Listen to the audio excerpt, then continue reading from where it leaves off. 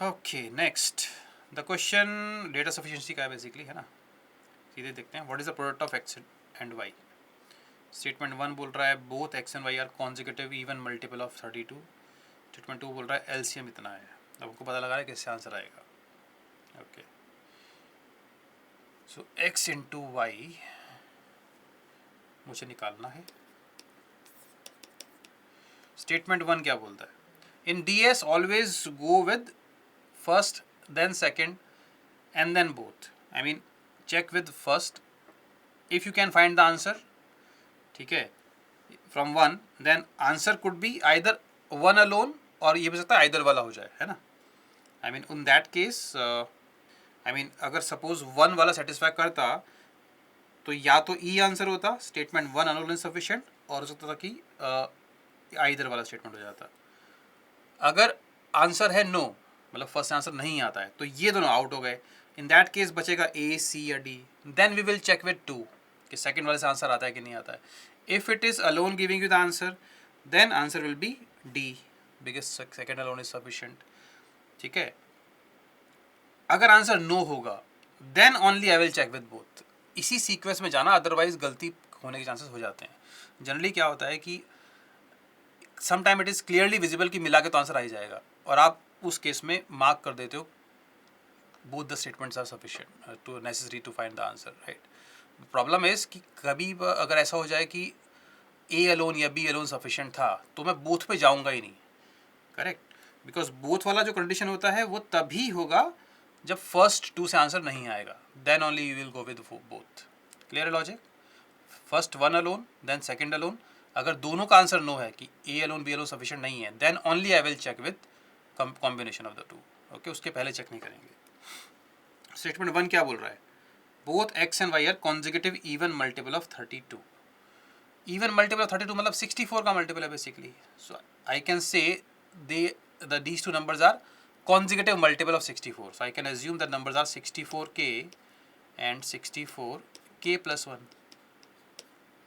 But obviously यहाँ से sufficient तो है नहीं, because I don't know the value of X and Y, है ना। ये एक्स है और ये वाई है, इसका प्रोडक्ट क्या आएगा मुझे नहीं पता।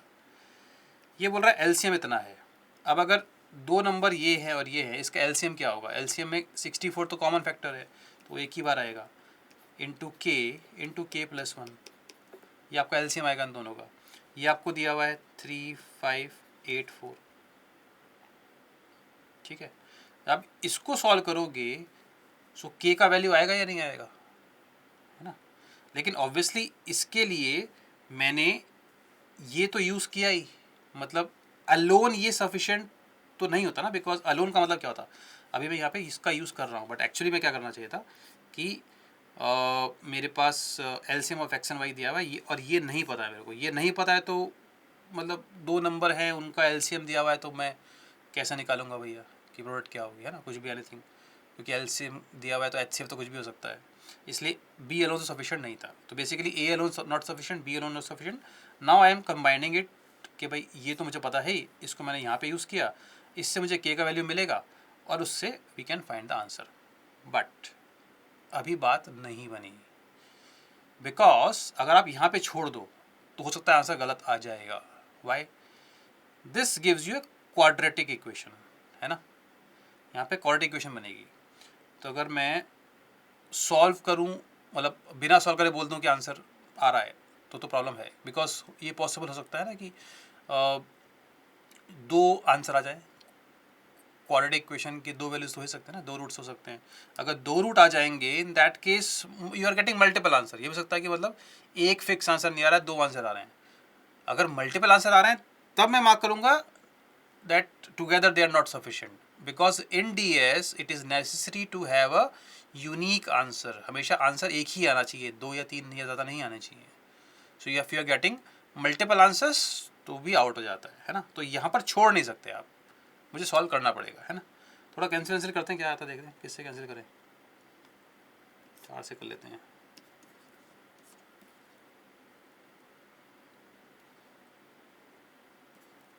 है ना, और 4 से और कर लेते हैं।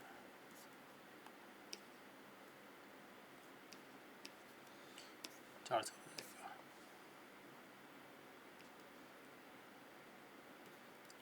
k इंटू के plus one is 56, 7 into 8 is the only possibility, और कोई चांस है नहीं। यह हो सकता है -7 इंटू -8 हो जाए, है ना, बिकॉज एक्स और वाई क्या है वो तो मुझे पता ही नहीं है। बट इन एनी केस पूछा मुझसे क्या है, एक्स इंटू वाई क्या है, एक्स इंटू वाई तो आपका आ ही गया ना, मतलब यहाँ से आपका k इंटू के प्लस वन आ गया। हाँ मतलब यहाँ पे ज़रूरत नहीं पड़ती वैसे, बट हाँ, but I think logic is clear to you now कि क्वाड्रेटिक इक्वेशन में एक बार चेक करना बनता है, यहाँ पर ज़रूरत नहीं पड़ेगी because this only gives you the product only, और मुझे प्रोडक्ट ही पूछा है। अगर ये पूछ रहा है लेट्स से क्वेश्चन में find the larger number, right, then I have a problem. मतलब एक्स या वाई की वैल्यू पूछता अगर वो, तब मल्टीपल आंसर हो जाते। इन दैट केस हम इसको मार्क करते that together the statements are not sufficient, because you can clearly see यहाँ पे 2 केस तो बन ही रहे हैं, है ना। ठीक है जी, चलिए तो अभी आंसर हो जाएगा। Data in both statement 1 and 2 is necessary to answer the question. ठीक है, दोनों में सफिशिएंट रिक्वायर्ड है बेसिकली।